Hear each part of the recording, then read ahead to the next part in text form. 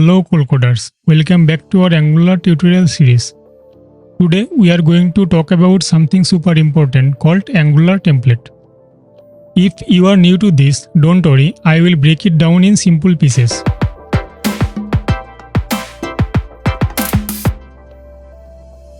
Alright, imagine Angular templates as a blueprint of your website design.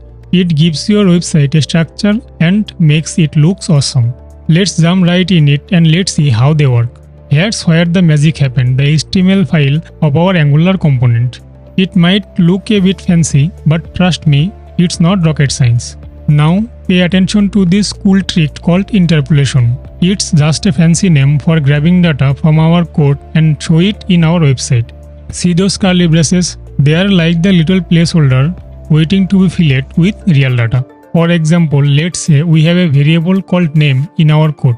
With interpolation, we can easily show it in our website without breaking a sweat. But wait, there's more. We can make our website interactive with Angular template. Ever wondered how a button actually do something? Well, wonder no more.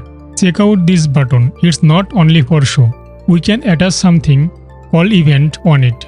So when you click it, stuff happens. And in our code, we have got this cool method. It gets triggered when you click the button. Inside here, we can make our website do all sort of tricks like changing text and even talking to other websites. So there you have it, Angular templates in a nutshell. They are like secret sauces that makes your website stand out from the crowd. And don't worry, if it feels overwhelming, with a bit of practice, you will be a pro in no time. That's it for today's videos. I hope you learned something new. Thank you for spending this time with me and I will catch you at the next one. Happy coding!